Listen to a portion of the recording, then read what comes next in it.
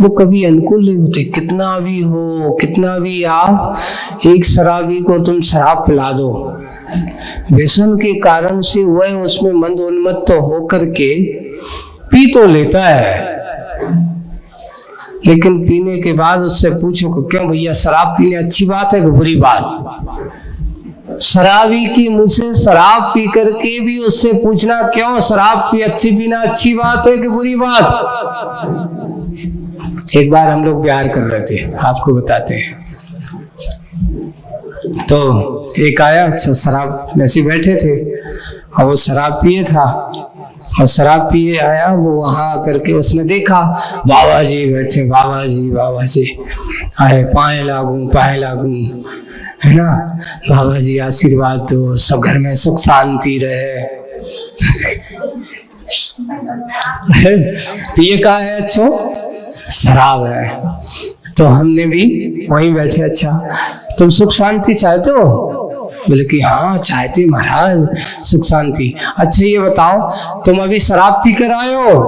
बोले कि हाँ आए। कितनी पी? बस 2 बाटल पी है।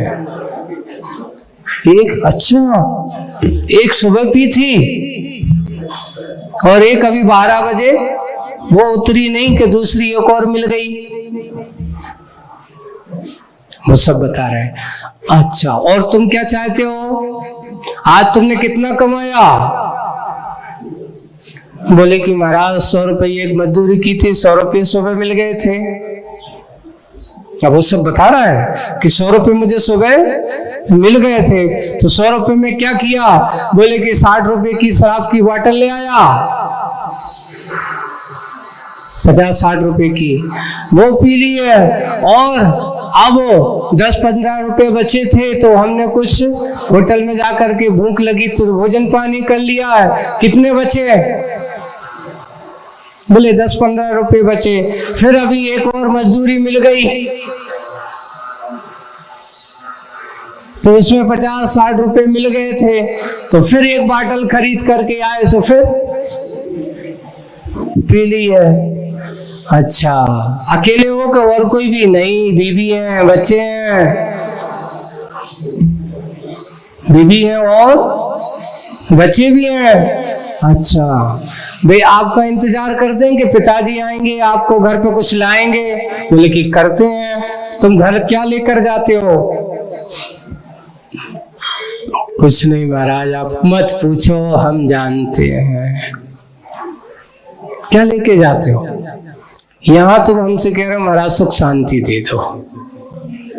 अच्छा तुम ही बताओ शराब पीवो अच्छी बात है कि बुरी बात? नहीं महाराज, शराब कभी नहीं पीना चाहिए।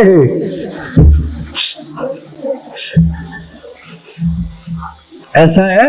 वो कहता है हम एक काम करो, तुम अपने बेटों को भी ले जाया करो, एक याद पत्नी को भी ले जाया करे। नहीं, घर बर्बाद हो जाएगा हमारा। स्वयं बर्बाद कर रहा है। यानी शराब पीकर को उसे ये पता है कि शराब पीना खराब है, फिर भी आदमी करता क्या है? वही काम करता है। पाप की क्रिया को पाप नहीं मानता, लेकिन फिर भी पाप में लगा हुआ है। पाप मान करके भी इससे गलत है, ये ऐसा नहीं करना चाहिए, जिससे ये तुम्हारे जीवन को बर्बाद करने वाला है। इससे तेरा तन भी खराब होगा, मन भी खराब होगा। तो अब हम तुमसे, उससे मैंने कहा कि अब तुम्हें जीवन में शांति तो मिलने वाली है नहीं महाराज, आप लोग ऐसे मत कहो, आप लोगों के वचन तो। बोले कि तुम शराब पीना नहीं छोड़ोगे तो तुम्हें शांति कैसे मिलेगी? आज के बाद, अभी हम कि तुम नहीं बोल रहे, अबे तुम मैं उसका मत कहो, आज के बाद बिल्कुल कल से पक्का शराब नहीं पिएंगे। तो मैंने उससे कहा कि अभी हम 2 दिन इसी गांव में हैं, 2 दिन हम इसी गांव में रुकने वाले हैं, जहाँ भी जा रहे हैं हम इसी गांव में, आगे के गांव में जहाँ तुम भी रहते हो। बोले कि हाँ रहते हैं। तो 2 दिन बाद, 2 दिन में तुम हमारे पास आना। हाँ बिल्कुल पक्का आऊंगा। काहे को 2 दिन भाई उनके? इसलिए शराबी को कभी भी शराब खराब जिस दिन लगने लगे वो फिर शराबी रह ही नहीं सकता। यही है पाप की प्रवृत्ति जब तक इस जीव आत्मा के पास इसने बना के रखी है, इसके लिए पतन का रास्ता ही वही है। हमारे आचार्य क्या कहते हैं? 5 पाप हैं। कितने सरल है, कितने सरल है? हिंसा, झूठ, चोरी, कुशील और परिग्रह। सब में 2-2 अक्षर है। हिंसा में कितने अक्षर है? झूठ में कितने अक्षर है? चोरी में कितने अक्षर है? और कुशील हो गया, परिग्रह हो गया, है ना? ये सब हिंसा, झूठ, चोरी, कुशील, परिग्रह आदि आदि, इनमें 2-2 अक्षर वाले सबसे पहले हिंसा कहते हैं।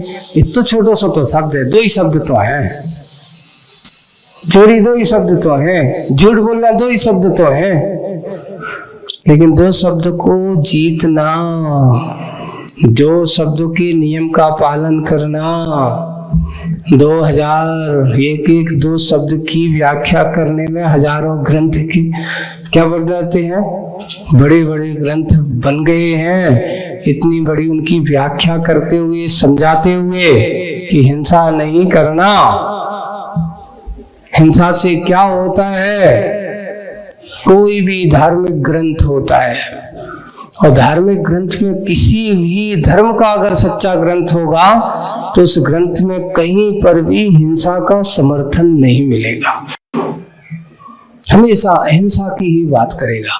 लेकिन जिस ग्रंथ में जहां पर हिंसा की बात लिखी होगी वो कभी भी ग्रंथ हो ही नहीं सकता, वो धर्म हो ही नहीं सकता। दया करुणा के बिना ग्रंथों की बात, संतों की बात अधूरी है। कोई भी संत होगा हमेशा दया करुणा की ही बात करता है। बड़े बड़े इतना अंदर है कि कहने का तरीका अलग हो सकता है। जैसे कुरान आदि में भी स्पष्ट लिखा है कि अगर तुम अपने किसी एक उस पर लिखा एक वो क्या नाम ना, एक जगह मैंने लिखा उसमें पढ़ा था कि ये लोग जब नमाज पढ़ते हैं, है ना, तो उस समय नमाज पढ़ते हुए वो कहते हैं, भावना कहते कि मैं किसी को भी मारने के भाव नहीं करता, एक चींटी को भी मारने के भाव नहीं करते, सबको रहम हो, मेरे अंदर रहम हो।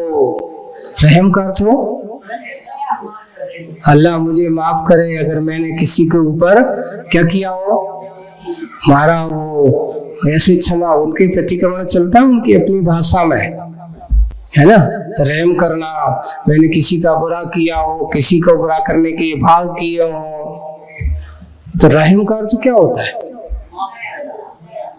दया। दया का नाम ही अहिंसा है ना, है ना। उसको ये सब अपन इन बातों को देख करके जब चलते हैं तो यहाँ पर विशेष विशेष विशेष विशेष बात, तो हर धर्म में कहीं ना कहीं अहिंसा की बात तो होगी ही, कहीं पाप की बात हो ही नहीं सकती।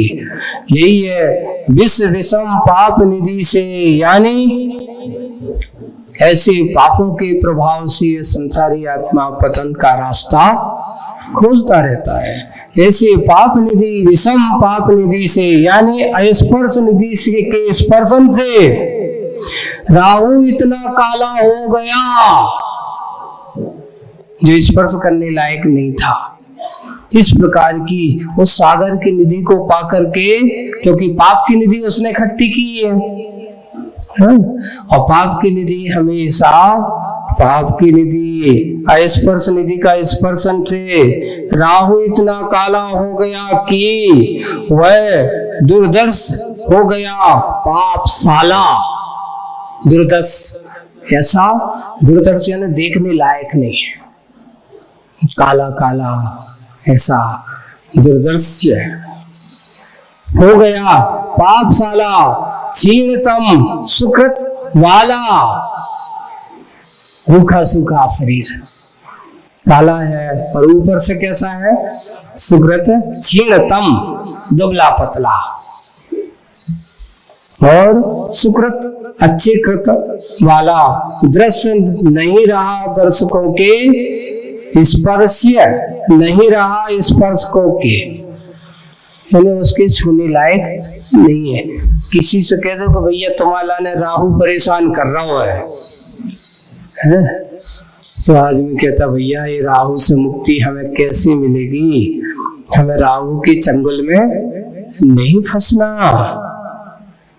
ये राहु अच्छा नहीं है। तो यहाँ दृश्य देखना नहीं चाहता हुआ है दर्शकों के, स्पर्श नहीं रहा स्पर्शकों के, लो विचार में समानता गुली, दो शक्तियां हैं परस्पर मिली, एक राहु और एक सागर, दोनों दुष्ट शक्तियां हैं मिल गई, है ना। गुरुवेल जैसे दो शक्तियां परस्पर मिली, उदाहरण जैसे गुरुवेल तो कड़वी होती है, गुरुवेल तो कड़वी होती ही है, और नीम पर चढ़ी, वाह कड़वी में और कड़वी, फिर कहना ही क्या, नीम चढ़ी गुरुवेल, कड़वी और कड़वी के ऊपर और चढ़ गई तो और कड़वी हो गई, तो ऐसी नीम पर चढ़ी हुआ है, फिर कहना ही क्या, भली बुरी भविष्य की गोद में है, करवट लेती पड़ी अभी, इस पर भी दोनों के मन में चैन कहाँ, न राहु के मन में चैन और न सागर के मन में चैन, दोनों के मन में चैन कहाँ, अनुकूलता कई गुना बढ़ी, आकुलता आकुलता कई गुना बढ़ी, अनुकूलता नहीं आकुलता। ये देखो जिसके अंदर एक मैंने देखा है जो पाप के कार्य में लगे होते हैं, वे ना अच्छे से सो पाते हैं और ना अच्छे से खा पाते हैं, निरंतर भागा दौड़ी सोचते रहते, उनके मन में देखो खाते हुए भी बेचैनी है, सोते हुए भी बेचैनी है, जब देखो बेचैनी ही बेचैनी, आकुलता ही आकुलता है, और जहाँ आकुलता है वहाँ शांति का अनुभव हो सकता है, 3 काल में नहीं हो सकता। कितना भी पैसा इकट्ठा कर लो, पाप को किसी को परेशान करके किसी की धन संपत्ति लूट करके आदमी अरबपति करोड़पति बन सकता है। बड़े बड़े जैसे कुछ लोग होते ना ब्लैकमेलिंग का काम करने वाले, लाखों करोड़ों रुपया ब्लैकमेलिंग के माध्यम से कमा लेते हैं। जब उनसे पूछा कि ये बताओ तुम्हारे परिवार की स्थिति क्या है, बोले कि कुछ मत कहो, हमारा बेटा हमारा साथ नहीं देता। उससे पूछा मेरी पत्नी, मैं घर पे जाता हूँ मुझे एक बार भी पूछती नहीं कि भोजन कर लो, मेरी पत्नी साथ नहीं देता, मेरे भाई साथ नहीं देता, मेरे पास लाखों करोड़ों रुपया है लेकिन कोई भी मेरा साथ नहीं देता। क्यों? क्योंकि जहाँ पाप की निधि बड़ी होती है वहां पर कभी भी मन में शांति हो ही नहीं सकती, बेचैनी ही बेचैनी होती है। आकुलता कई गुना बढ़ी, दिन में रात में प्रकाश में तम में, आंख बंद करके भी दोनों पिलय ही देखते हैं। जब देखो उसका बुरा करना है, ऐसा करना है, पिलय ही इनका भोजन रहा, पिलय ही इनका, पिलय ही प्रयोजन, उनका भोजन, दिन रात एक ही चिंता। जैसे कोई व्यक्ति है, अब उसको पैसा या किसी से बुराई है तो दिन रात का सोचता रहता है ये इसका भरे, कब मरे। एक अपने यहाँ एक कायनात करके पुस्तक है, और एक अपने जो बना एक सपना कौओं के कोसों से ढोर नहीं मारत। एक कारण से क्या होता है? उसका अर्थ यह है कि एक कौवा है, वो देखता है कि गाय बंधी हुई है और बार बार ये सोच रहा कि गाय अगर मर जाती तो कितना अच्छा हो, तो अच्छा अपन को भोजन पानी मिल जाता। ये गाय मर जाए, ये गाय मर जाए। एक उसमें अपने लिखा यही है अपने सिद्धांत को कि कोई कौवा बैठ करके ये काम ना करे कि ये मर जाए, ये मर जाए, क्योंकि इससे मुझे भोजन की प्राप्ति हो जाएगी। भोजन के लिए, तुम्हारे लिए भोजन मिल जाए इसलिए कोई मर जाए, तो तुम्हारे कहने से कोई मरने वालों क्यों? उसका भी तो अपना कर्म सिद्धांत है कि नहीं? उसको भी अपना कर्म है कि नहीं है? अगर व्यक्ति को अपने कर्म पर भरोसा हो तो कभी किसी दूसरों पर दोषारोपण करना ही नहीं चाहिए। लेकिन जिन्हें अपने कर्म पर भरोसा नहीं होता वो हमेशा दूसरों के ऊपर दोषारोपण करता रहता है, इनके कारण से हमारा ऐसा होगा।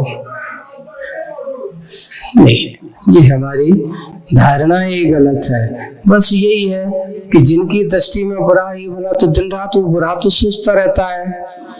और वही हो रहा है कि दोनों हार करके, एक कहावत है, खिसियानी बिल्ली खम्मा लोचे। यही दशा इनकी हो रही है कि अब कछु नहीं हो रहा तो अब क्या करा, कुछ ना कुछ अब राहु को पकड़ो, एक के माध्यम से प्रभाकर को क्या करना है, कुछ ना कुछ तो अहित करने के भाव उसके मन में आए हैं। वही है, दिन में हो, रात में हो, प्रकाश में हो, तम में हो, सब जगह आंखें बंद करके भी दोनों प्रलय ही देखते हैं कि कैसा यहाँ प्रलय मचाया जाए, कैसा विध्वंस फैलाया जाए। एक आतंकवादी है? उसको क्या कहा जाता है कि तुम जितने लोगों को मारो उतने तुम्हें जन्नत मिलेगी। अरे किसी को मारने से किसी को जन्नत मिलती होती ना, समझ लेना तुमसे जन्नत कोसों दूर जा रही है, नरक का रास्ता खुल रहे हैं। लोगों को ऐसा उपदेश देकर के उनकी बुद्धि, उनकी परिणतियों को ऐसा शिक्षा दी जा रही है कि ऐसा उसको काफिर समझो, अपने धर्म का नहीं है, उसको मारो। आज उसी का परिणाम है कि एक दूसरे के ऊपर तबाही मची हुई है। आए दिन देख रहे हो आप कि महायुद्धों की विभीषिकाएं जो चल रही हैं, किसके कारण से? मात्र व्यक्ति की मानसिकताओं के कारण से, थोड़ी सी सोच के कारण से। धर्म वह होता है जहां सारे के सारे विवाद संवाद विराम हो जाते हैं। आज तो ये हो रहा है कि धर्म को लेकर के विवाद हो रहे हैं, वो धर्म नहीं हो सकता, ये उन्माद माना जाता है, आतंकवाद माना जाता है। इसको हम धर्म कहें, ये धर्म की परिणति नहीं हो सकती। धर्म तो वह है जो स्वयं शांति से जिए और दूसरों को भी शांति से जीने दे। यहाँ पर विद्वेष की भावना उनके मन में पनपी है और दोनों हमेशा अहित की भाव सोच रहे हैं। तो इस प्रकार की अब दोनों प्रलय को देखते हैं, प्रलय ही इसका भोजन रहा। दिन रात जब देखो उसी के बारे में सोचता रहता है, प्रलय ही इसका प्रयोजन रहा। और ये भोजन और प्रयोजन में बना हुआ यह प्रसंग यहाँ पर है। आगे की बात और होगी, कितनी क्या होगी। आज अपना समय यहीं पर पूरा होता है। आज बस इतना ही। बोलिए परम पूज्य आचार्य गुरुवर श्री विद्या सागर जी महाराज।